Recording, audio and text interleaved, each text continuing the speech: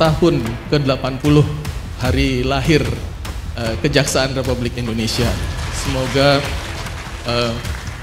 citra baik Kejaksaan akan terus tumbuh, berkembang.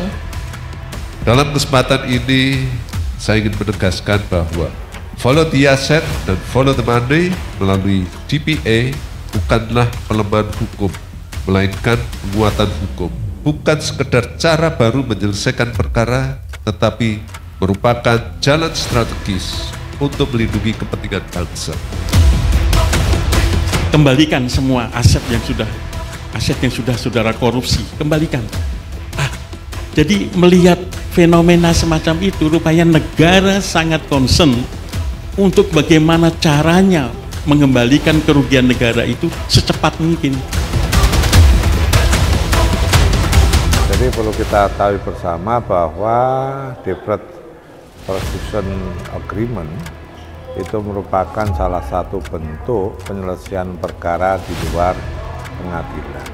Belajar dari pengalaman negara-negara maju, di mana DPA itu sudah diterapkan seperti Amerika, Inggris, Brasil, dan lain-lain, itu menunjukkan bahwa pengembalian kerugian keuangan negara itu bisa diperoleh secara optimal dibandingkan kalau penyelesaian perkara itu melalui proses pengadilan.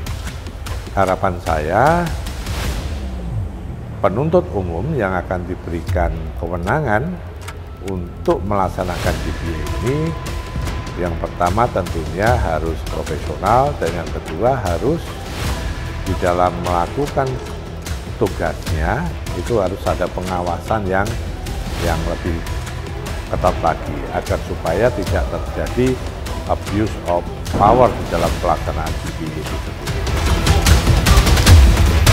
Ya, jadi di RKUHP 2025 DPA itu baru masuk di draft yang Juli di pasal 320. Tentu pengaturan ini masih perlu kita kawal dan kita kritisi agar tujuan utama dalam pengaturan Deferred Prosecution Agreement atau penundaan penuntutan itu tepat sasaran. Di hari lahir Kejaksaan, peringatan hari lahir Kejaksaan ke-80 ini yang mengambil tema Deferred Prosecution Agreement, saya kira penting untuk mendiskusikan ini lebih lanjut dan perlu dikawal. Konsep DPA ini tidak hanya untuk memperkuat kewenangan penuntut umum dalam hukum acara pidana, tapi juga menjamin keadilan bagi pelaku dan korban. Fakultas Hukum Universitas Airlangga memiliki kelompok riset kejaksaan dan restoratif justice. Melalui kelompok riset atau research group ini, para dosen di Fakultas Hukum Universitas Airlangga melakukan penelitian terkait institusi kejaksaan dan restoratif justice.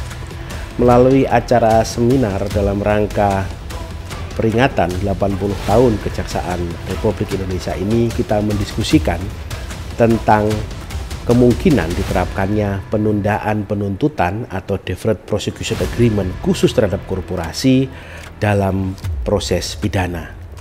Deferred Prosecution Agreement yang telah diterapkan di negara-negara seperti Amerika dan Inggris ini diharapkan menjadi dasar dalam penegakan hukum pidana, tidak disandarkan hanya pada pemidanaan pelaku, tetapi juga follow the asset atau follow the money, aset hasil tindak pidana.